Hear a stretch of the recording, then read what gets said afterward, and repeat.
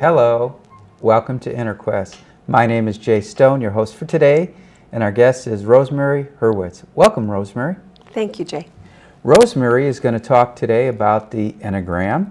Rosemary has a communications degree from Marquette University and a pastoral studies master's degree from Loyola University in Chicago. She has over 20 years experience in career consulting and in leading retreats for a marriage encounter program and for the engaged. Rosemary is committed to self-awareness and spiritual growth. Her workshops and individual spiritual direction focus on teaching the Enneagram. Is there a quick definition of Enneagram? What does it mean? In Greek, ennea means 9, and gram means point. Hence, a 9-pointed circular diagram for 9 universal personality types. Okay, and that leads to the next question is, tell us more about the Enneagram. What and are why they? Well, before we could go into that, why should somebody study the Enneagram? The Enneagram the purpose of the Enneagram is to develop and deepen your self-awareness and your empathy, your compassion for all types. It improves relationships. It's really a profound and practical path for many people.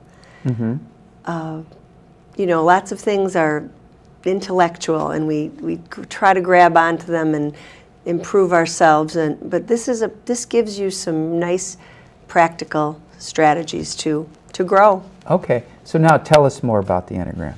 Well, there are 9 personality types. First, I want to say that that's the psychological point of view. From the spiritual point of view, it would be 9 manifestations of the divine. So you might come to a workshop that I have called the Introduction to the Enneagram, the Rainbow of God. The 9 types are, on our diagram here, the good, the loving, the effective. The 4th type is the original. The 5 is the wise. 6, loyal. 7, joyful. 8, powerful. And 9, peaceful. And do we all, if somebody is, let's say, good, does this man or woman have the qualities of the 8 other points? We are all all of these types. We just have our home in one of them more. And what determines our home? Is it more nature, nurture? That'll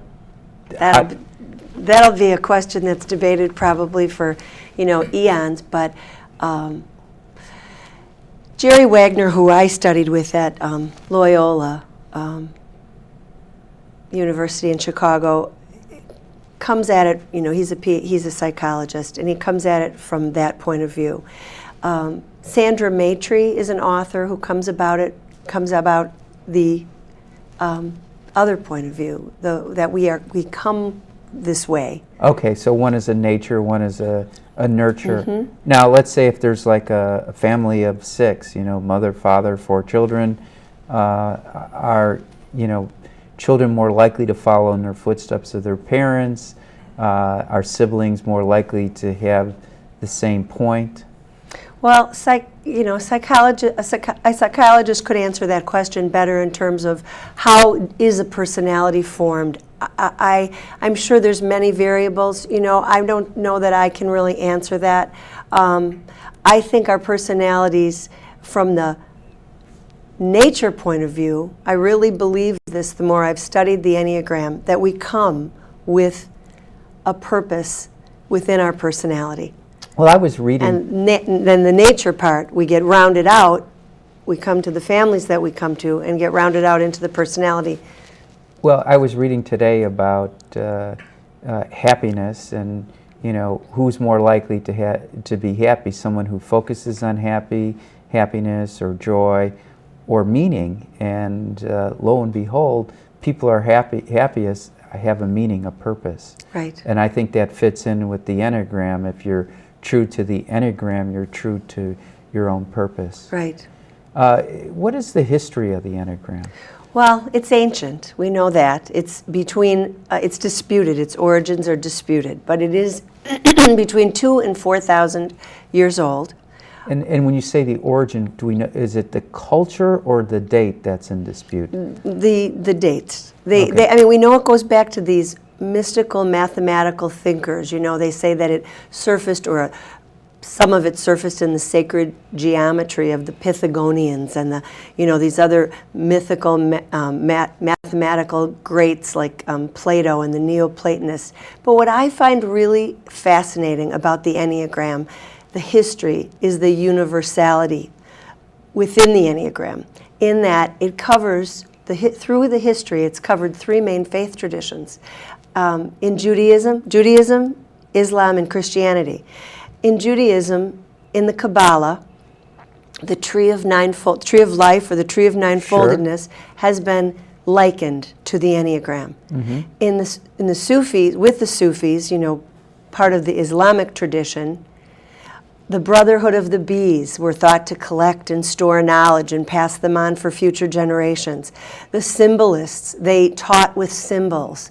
The mystic, then the Christian tradition, the mystic Ramon Lull, who was influenced by these Islamic studies, it has filtered down through all the, many important names. You know, you'll hear Gurdjieff and Naranjo, and Father Ochs, O-C-H, Robert Ochs, was a Jesuit. Mm-hmm. Somehow it has filtered down into the Jesuit universities and into the mainstream corporations, et cetera. That's where I learned my